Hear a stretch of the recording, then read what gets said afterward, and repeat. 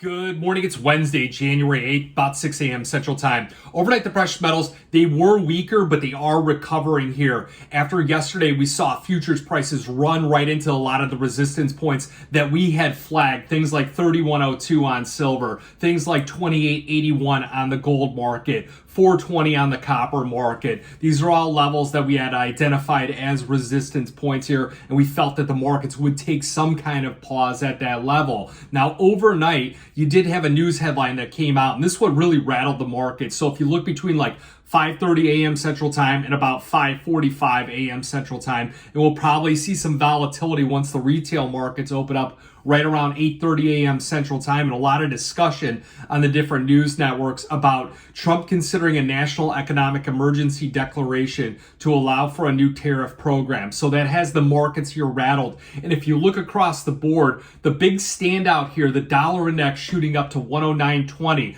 At that point was when you saw all these different precious metals markets, the stock indices, Bitcoin, some of the agricultural products, and most of the foreign currencies all hit session lows. Treasury yields hit session highs, and then the inverse, the 30-year, the 10-year, the 2-year note, all hitting new session lows, meaning that those interest rate yields are pushing up here. So looking at the precious metals sector here, gold in the middle of the trading session here, 26.63 last, 26.69 being the high, 26.58 being the low. Silver futures up about 3 cents, one of the better performing commodities. You look at silver, you look at platinum. Those have been 2-3 of the top 10 commodities that have been out there so far year to date, and pushing that top 5 here. So looking at the copper market here, trading at 418, high 422, low 416. So another commodity that's at the middle of the trading range here, the overnight session. Platinum futures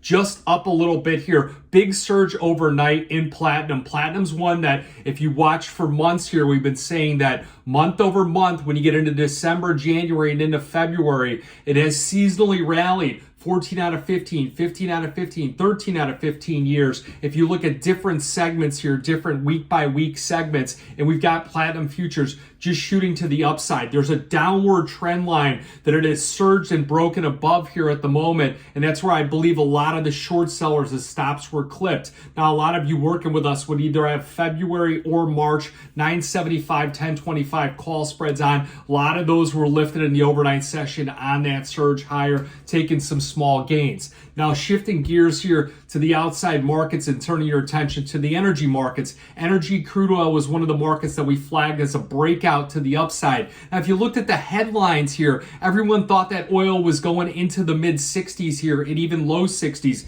They were citing Trump, drill baby drill. The reality is it's not like a light switch you could just flip and all of a sudden you get 3 million barrels here. There's processes that need to be involved in this type of bringing on new crude oil futures. Not to mention, if you have a hard stance on the Middle East and specifically Iran, that could threaten the supply that's out there. And what's the first thing that Trump's going to do when he gets in office? He's going to refill the SPR. Not to mention, the economy has been quite robust here, so we are draining down some of those inventories, and that's where you can see crude oil futures, gasoline futures all pushing up. Not to mention the cold front that's been coming through also utilizes a lot of heating oil that's got to be cracked out of crude oil. So just don't follow one headline that's out there and just recycle that garbage. Dig deeper, look into the data, look into things like that. That's how we were able to identify that certain inflation aspects would start to turn higher. And this was many months ago. Back when the Fed was cutting rates, we were the ones saying, hey,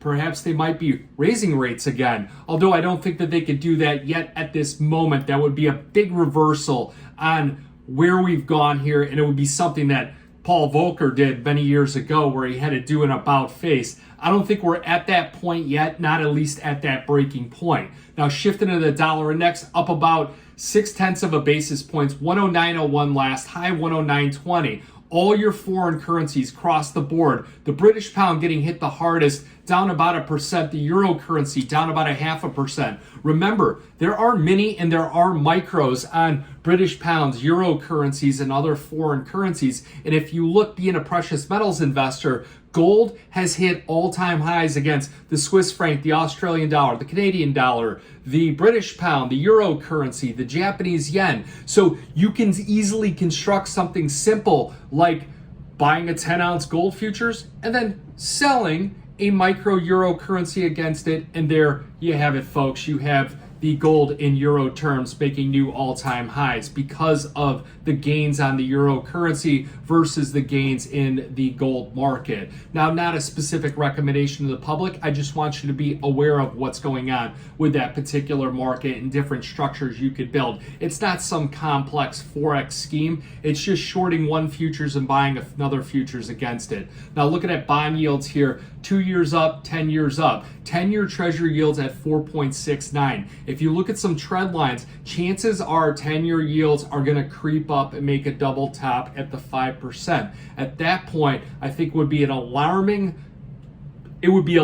all over your media outlets, and we would see most likely a turning point at that level after a capitulation type move. Looking at Bitcoin under a little bit of pressure, big sell-off yesterday. Many of you were taking off positions near that 102, 103 level. Now we're back at 95,000, down about 1,300. We had about a $6,000 move yesterday. We'll see here if we come back down to key levels of support between the 95 to 92 area to start loading up back and try and play this market back to the upside. S&P 500 back to unchanged. See, all these different markets here are coming back because you get that headline, that thump in the head with the 2x4. Markets sell off pretty aggressively. Then they're able to catch their footing and digest things and look at, hey, some of the economic data has been better than expected recently. That isn't setting up here for any kind of major shift or any kind of major trend, and you'll get the people coming in and buying the dip on many of these equity markets.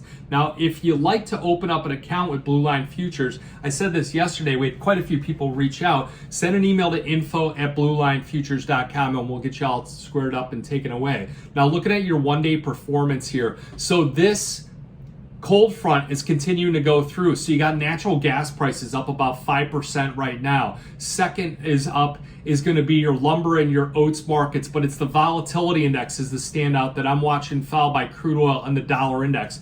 All those three are in your top 6 futures performance leaders. Now, shifting gears and looking at the Fed's path forward with the CME's Fed Watch tool continuing to slide lower. So they're discounting the chances of the Fed cutting rates going forward. So I believe that really 2 is questionable at this point in time, and we only got about a 4.8% chance that the Fed cuts rates 25 basis points at this January meeting. Now, come 7:15 a.m. Central Time, about an hour after this video, you're going to see some volatility in the markets. You're going to see ADP payroll data come out, forecasting 139,000 jobs created. That's lower than the previous estimates, which is 146. If you get the deterioration in the labor market, the Fed will be unable to raise rates, and the interest rate cuts will come back on the board, and you'll see the dollar index bleed off a bit. Chances are you'll see the gold market bleed off a bit, and you'll see a whipsaw reaction in the U.S. equity markets.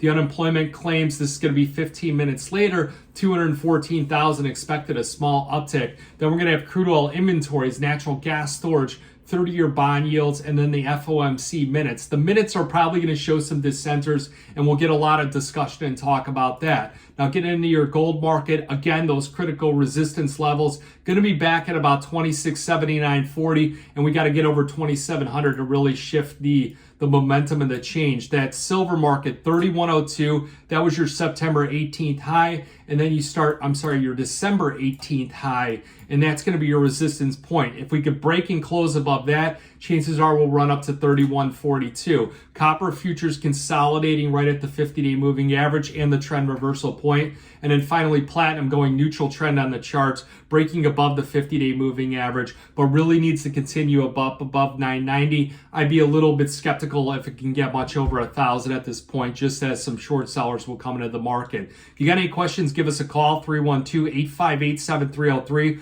Remember, futures option trading does involve risk of loss, may not be suitable to all investors. Good luck, good trading.